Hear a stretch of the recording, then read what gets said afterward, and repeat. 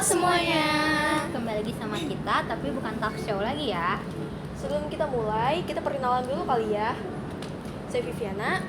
Aku Licu. Aku Sasa. Aku Vivian. Jadi kalian gimana nih kabarnya?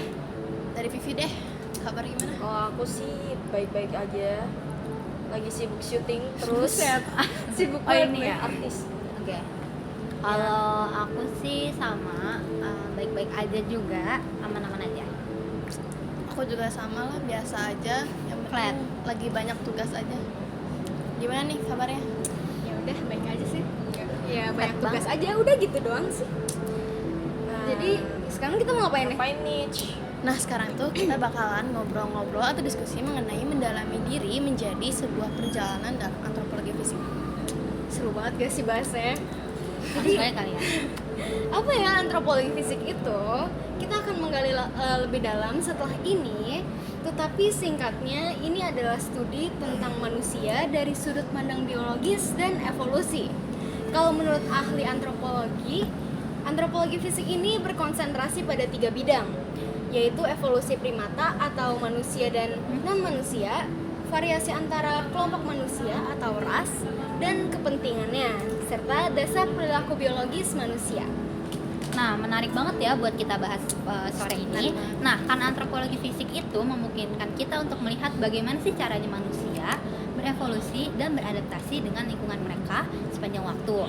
Jadi kayak ini tuh bakal ngebantu kita banget nih buat memahami asal-usul kita sendiri. Nah, kayak perubahan genetik kita, terus sama dampaknya juga. Nah bener banget tuh kata Licu.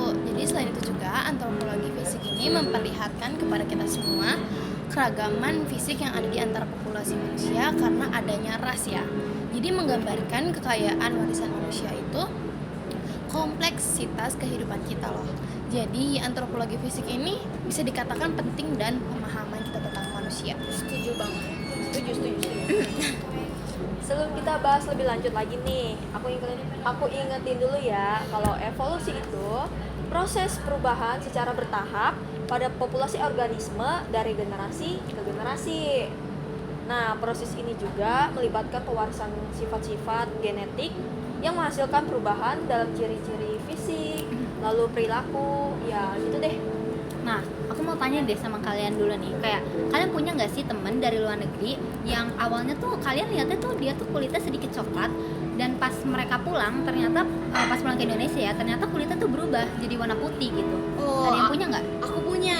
Nah, itu tuh kayak dia pulang ke Indonesia tuh udah lumayan lama, dan sebenarnya kalau misalnya aku telaah, itu tuh faktor lingkungan tuh bisa jadi pengaruh terhadap perubahan fisik kita loh. Contoh dari cerita ini kan warna kulit ya. Jadi udara yang ada di negara tersebut tuh mempengaruhi terbentuknya melanin. Kalian tahu nggak sih melanin itu apa? Kalau nggak salah ya, melanin itu kandungan yang ada dalam tubuh untuk proses terjadinya warna kulit gak sih? Bener banget. Lalu banyak juga yang bilang kalau orang-orang Eropa atau orang Barat itu lebih menyukai kulit coklatnya Asia. Kayak kita orang Indonesia itu kan kayak cenderung apa sih namanya? Sawo mateng. Karena orang Asia itu juga orang Asia Tenggara itu juga memiliki kulit yang sangat menarik. Menurut kalian menarik gak? Menarik banget dong itu pasti. Pasti semua daerah juga pasti mempunyai ciri khas Masing-masing. Nah, terbentuknya melanin di tubuh kita itu tuh sebenarnya buat melindungi terpaparnya dari radiasi. Kalau kulit kita putih, sebenarnya bisa jadi melanin kita tuh nggak ada tahu. Bisa jadi tipis juga. Itu tuh mungkin jadi alasan kenapa orang bule tuh lebih suka warna kulit Asia, karena pasti lebih terjaga juga. Dan ya kayak Vivi tadi ngomong ya, sebenarnya kulit Asia tuh emang menarik banget sih. Yes. Nah, warna kulit kan juga termasuk dalam ciri-ciri khas ya. Nah, jadi ras ini kan merupakan kelompok manusia berdasarkan karakteristik fisiknya. Jadi sebenarnya ras itu tergolong ada banyak nih. Pendapat Konconingrat mengenai konsep ras kan dipahami mengacu pada ciri khas fisik sehingga menghasilkan persepsi yang rasis. Nah, misalnya ada anggapan bahwa ras Kaukasoid atau ras yang berkulit putih itu lebih kuat dan hebat dibandingkan dengan ras-ras lain di muka bumi ini. Nah, ini tuh bertentangan banget nih sama semangat keragaman dalam menjaga kebinekaan Tunggal Ika. Nah, sebenarnya miskonsepsi ras seperti itu tuh umum ya terjadinya. Tapi kalau kita emang saling menghargai, pastinya nggak akan terjadi seperti itu ya. Lalu tenang aja, tenang. Nah, oke. lalu aku mau ngasih tahu nih, ada beberapa contoh ras. Yang pertama itu ada Mongoloid. Nah, ini biasa kita temuin di negara-negara seperti Amerika, di benua-benua seperti benua Amerika sama Asia. Nah, contohnya nih warna kulitnya tuh kayak kuning sampai sawo matang. Lalu yang kedua ada Negroid. Itu tuh terjadi di Afrika dan sebagian Asia. Rata-rata itu warna kulitnya tuh hitam ya. Lalu yang selanjutnya itu Kaukasoid. Itu tuh terjadi di Eropa dan sebagian Afrika. Warna kulitnya tuh putih ya. Lalu selanjutnya itu Australoid. Terjadi biasanya di benua Australia. Warna kulitnya tuh kecoklatan, tidak hitam maupun tidak putih juga.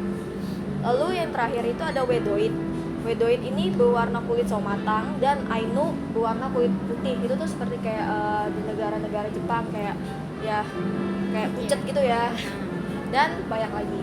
Nah, di Indonesia ini kita pasti sering banget ketemu orang dengan ras Mongoloid yang memiliki ciri-ciri kulit sawo matang, rambut hitam atau bergelombang, dan mata yang tidak terlalu sipit. Nah, ras ini tersebar di hampir seluruh wilayah Indonesia, seperti Pulau Sumatera, Kalimantan, Sulawesi, Jawa, dan Nusa Tenggara. Tapi sekarang juga kita pasti sering ketemu dengan orang yang memiliki ras Mongoloid ya. Khususnya ya seperti aku lihat tuh sekarang tuh sering banget kalian tuh termasuk ke Asiatic Mongoloid ya, yang memiliki Apa tuh Asiatic Mongoloid? apa tadi dijelaskan oleh Vivi. Oh ya. Apa tuh emang? Ya, masih enggak. Pokoknya yang memiliki ciri-ciri berkulit warna kuning, mata sipit, dan berambut lurus. Ya sebenarnya semua merupakan ciri khas masing-masing lah ya. Tidak tergantung oleh ras juga sebenarnya. Nah, sebelum adanya ras kayak gini, fun fact, manusia purba tuh juga punya loh. Tapi mungkin disebutnya jenis kali ya. Nah, gimana kita taunya?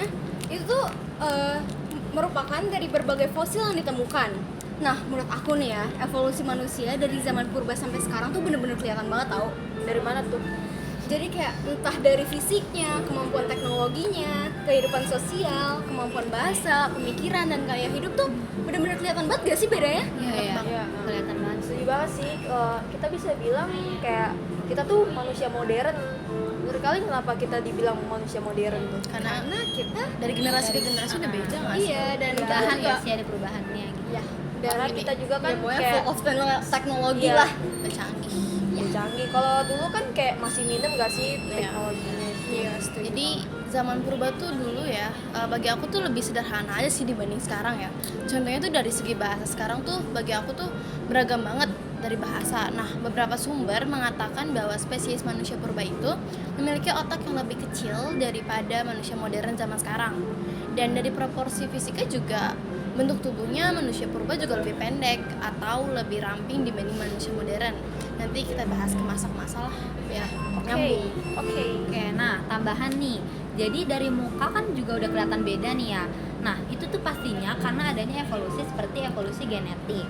Nah, bisa juga dari lingkungan, kayak misalkan contohnya warna kulit yang tadi juga udah dibahas, terus gaya hidup, terus faktor budaya. Jadi kayak banyak banget ya perubahan yang udah terjadi gitu sekarang ini. Nah, banyak juga yang bilang kalau manusia itu dari kera kan ya. Kalian pernah denger gak sih? Pernah. Nah, sebenarnya itu tuh salah. Kenapa Berdasarkan artikel yang aku baca nih ya.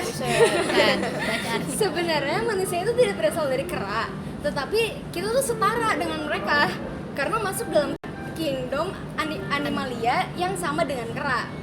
Selain itu, kita juga masuk dalam kelas mamalia yang berarti hewan menyusu dengan ordo primata.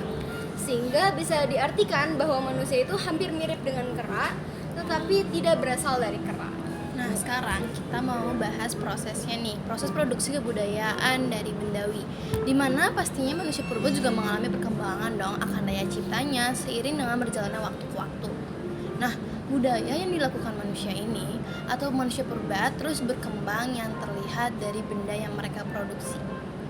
Nah, yang pertama itu ada pada zaman batu atau Paleolitikum yang berlangsung tuh sekitar 50.000 sampai 10.000 sebelum Masehi.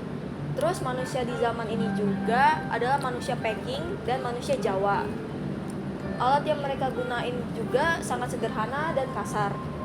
Dan manusia di masa ini juga belum memiliki tempat tinggal. Jadi kayak tinggalnya tuh rata-rata di alam terbuka gitu. Berarti belum punya tempat tinggal ya? Belum. Nah, di masa ini tuh juga banyak kan di masa ini tuh berbagai jenis hewan tuh rata-rata tuh pada lenyap atau nggak ada karena kemampuan berburu manusia zaman ini tuh untuk kebutuhan pangannya mereka. Nah, by the way tadi kan aku udah ngasih tahu kalau misalkan di zaman dulu itu kan ada jenisnya kan. Di masa ini tuh terdapat jenis Pithecanthropus, Meganthropus, Paleojavanicus, Homo soloensis, dan Homo wajakensis. Nah, yang kedua ada zaman Batu Madia atau Mesolitikum yang berlangsung sekitar 10.000 sampai 20.000 tahun yang lalu. Kurang lebih tuh hampir sama kayak yang dijelasin sama Vivi sama Licu tadi. Kalau ini tuh hampir sama dengan zaman Paleolitikum. Bedanya tuh alat-alat yang digunakan masih dari batu tapi udah diasah, jadi lebih halus, lebih lembut gitu lah ya. Dan kehidupan di zaman ini juga udah mulai menetap lah gitu. Nah, perkembangan kebudayaan zaman ini berlangsung lebih cepat loh, karena keadaan alam yang sudah lebih stabil, sehingga manusia bisa mengembangkan kebudayaannya. Selanjutnya yang ketiga yaitu zaman Batu Muda atau Neolitikum, yang dimulai sekitar 1500 Masehi. Di sini manusia prasejarah Indonesia sudah budidaya makanan, berternak dan hidup tidak lagi berpindah tempat. Nah, itu setahu aku mereka kayak tinggal di rumah punggung gitu nggak sih? Kayak untuk menghindari binatang buas kan, kalau nggak salah. Bener banget tuh. Mereka juga mulai membuat lumbung untuk menyimpan padi dan gabah. Nah, lanjut ya. Jadi keempat itu ada zaman logam atau masa perundagian. Nah, ini tuh masa terakhir dalam praksara Indonesia. Kata perundagian itu diambil dari kata dasar undagi dalam bahasa Bali. Nah, undagi adalah seseorang atau sekelompok atau golongan masyarakat yang mempunyai kepandaian atau keterampilan jenis usaha tertentu. Kayak misalnya tuh pembuatan gerabah, perhiasan kayu, sampan, dan batu. Nah, pada masa ini juga manusia mulai menyebar ke berbagai pulau di Indonesia. Hal ini juga dibuktikan dengan ditemukannya sisa-sisa peninggalan benda perunggu, benda besi, gerabah yang sudah maju dalam bentuk hiasan dan manik-manik di Sumatera, Jawa, Sulawesi, Bali, Sumba, serta beberapa pulau di Nusa Tenggara Timur dan Maluku. Lalu, kegiatan berburu binatang liar seperti harimau dan kijang masih dilakukan, tapi punya tujuan yang berbeda. Perburuan ini juga selain untuk menambah mata pencarian, juga dimaksudkan untuk menunjukkan tingkat keberaniannya, kegagahannya, dan kedewasaannya dalam lingkungan masyarakat pada masa itu. Dan terakhir ya, ada masa penggunaan teknologi yang bisa kita lihat sampai sekarang nggak sih? Pada awalnya, teknologi yang menjadi landasan proses produksi kebudayaan bendawi berkembang tuh secara lambat. Namun, seiring dengan kemajuan tingkat kebudayaan dan peradaban manusia, perkembangan teknologi itu berlangsung jadi cepat gitu, jadi pesat. Menurut Martono 2016, teknologi dapat dimaknai sebagai pengetahuan mengenai bagaimana membuat sesuatu atau bagaimana melakukan sesuatu. Dalam arti kemampuan untuk mengerjakan sesuatu dengan nilai yang tinggi, baik nilai manfaat maupun nilai jualnya. Nah, kalian pernah dengar nggak sih kasus-kasus kayak pengidentifikasian korban, investigasi kriminal, terus penelitian arkeologi, dan pemulihan sisa manusia dari konteks bencana alam atau konflik? Pernah dengar nggak sih kalian? Nah, di TikTok. Oke. Sering sih ada. Kan banyak tuh ya di TikTok, di berita. Banyak yang bahas gak sih? Nah, kasus tersebut itu dapat dianalisis oleh ahli antropologi forensik ini nih. Secara umum, antropologi forensik itu adalah pemeriksaan sisa-sisa kerangka manusia dengan tujuan mengidentifikasi individu. Nah, menentukan faktor yang berkaitan dengan kematian dan memberikan informasi yang relevan untuk investigasi hukum dan penelitian ilmiah. Tuh, kalau yang terakhir nih, menurut kalian penting gak sih belajar antropologi fisik ini? penting dari banget. aku sih. individu deh ya, dari Ya sebenarnya tadi udah dijelasin Licu nggak sih kalau misalkan sebenarnya ini tuh bener-bener penting karena kita tuh jadi tahu apa tuh. gimana ya ngejelasinnya, kayak perubahan kita dari dulu sampai zaman sekarang, apalagi tuh bener-bener menurut aku sih ini bener-bener beda ya, berubah banget gitu. Jadi menurut Vivi penting nggak belajar antropologi fisik ini? Kalau menurut aku sih penting banget ya, karena kalau kita belajar antropologi fisik ini kita bisa tahu nih tentang asal usul, terus apa ya, perkembangan biologi, terus evolusi, terus variasi fisik manusia dari zaman ke zaman, dari zaman dulu banget, zaman batu nih, nyampe zaman sekarang yang ada teknologi, itu kita bisa tahu. Coba dari Licu, penting Kalau dari nggak Licu gimana Licu?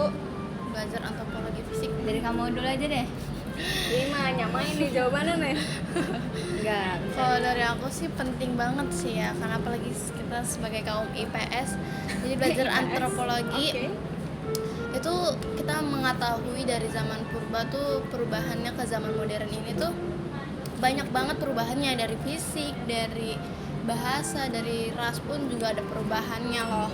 Jadi kalian tuh harus belajar antropologi fisik. Ya penting lah intinya. Cuk. Ya, kalau menurut aku juga penting karena ya dari zaman ke zaman tuh pasti ada perubahannya gitu.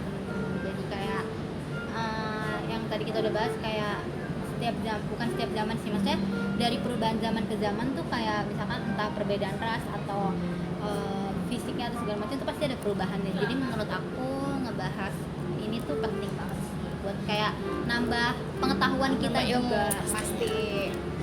Mungkin juga tadinya sebelumnya tuh aku nggak tahu tuh yang namanya zaman purba tuh dari kera atau Ternyata kita bukan dari kera ya. Kalian Iya. aku soalnya aku percaya tuh di apa? berita tuh dibilang kita dari kera kan. Iya, sebenarnya banyak enggak yang sih. bilang nggak Dari sih kera. bukan Iya dari sebenarnya Iya. banyak yang bilang juga iya, tapi ada juga yang enggak. Cuman kalau dipikir-pikir ya, nggak mungkin nggak sih?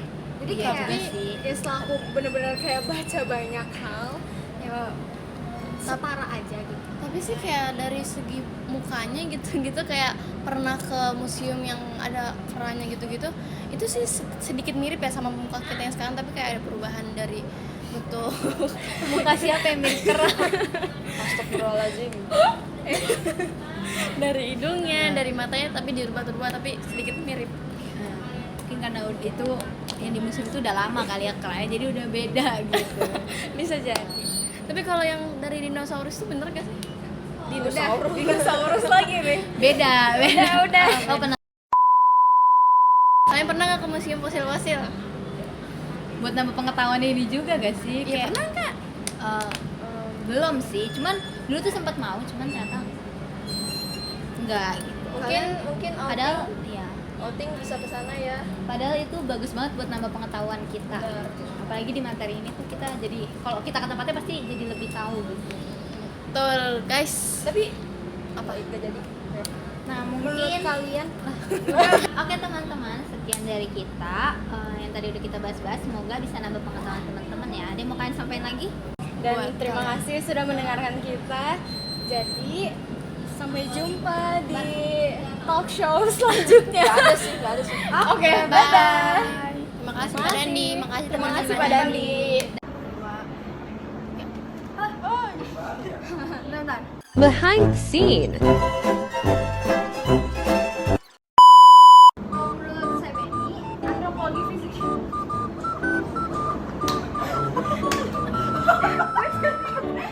Siapa yang ketawa sekarang?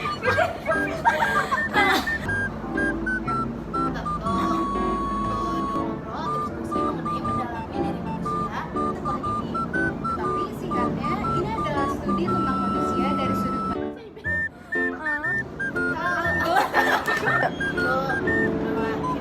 Halo semuanya.